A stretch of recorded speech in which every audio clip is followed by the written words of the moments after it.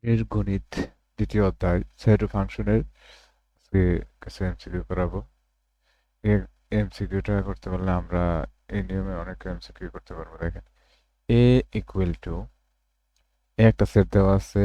এই সেটের উপাদানগুলো হচ্ছে 1,2,3 হলে power set P P of A এর উপাদানের সংখ্যা নিচের কোনটি? মানে আমাদের এখানে পাওয়ার সেট বের করতে বলছে, ঠিক আছে, এর পাওয়ার সেট বের করতে বলছে। তাহলে এর উপাদান আছে, এ সেটের উপাদান আছে তিনটি।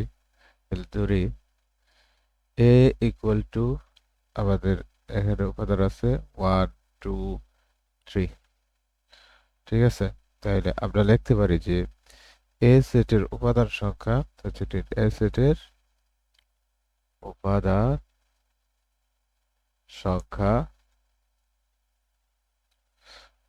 n ইকুয়াল টু 3 এবং পাওয়ার মানে পি অফ এ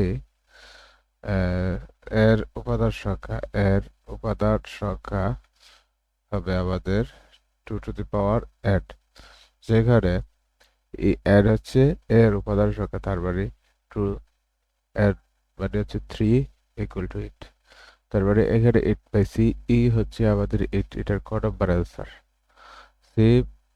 মূল কথা হচ্ছে সহজভাবে যদি আমাদের পাওয়ার সেট থাকে, এরকম ভাবে কোনো একটা সেট দেওয়া হয়, তাহলে এ সেটের যতটা উপাদান 2 টু দি পাওয়ার এখানে 3 না, তাহলে 2 টু দি পাওয়ার 3 লিখবো। যদি 4টা উপাদান হতো 2 টু দি পাওয়ার 4 লিখতে পারো। 2 টু দি পাওয়ার 4 এর আমরা জানি যে 16টি, ঠিক আছে। সেম ক্ষেত্রে এখানে এই যে সেম এটা দাখিল পরীক্ষার মধ্যে আসছিল, এটা 2020 আর এটা আসছিল 2025-এ। এটা ইম্পর্টেন্ট একটা অঙ্ক। দেখেন, তার মানে সেম ক্ষেত্রে আমরা এটার ক্ষেত্রে বলতে পারি এখানে 3টা উপাদান আছে, তার মানে 2 to the power 3 equal to 8, তার মানে এখানের অ্যান্সার এটা, ঠিক আছে।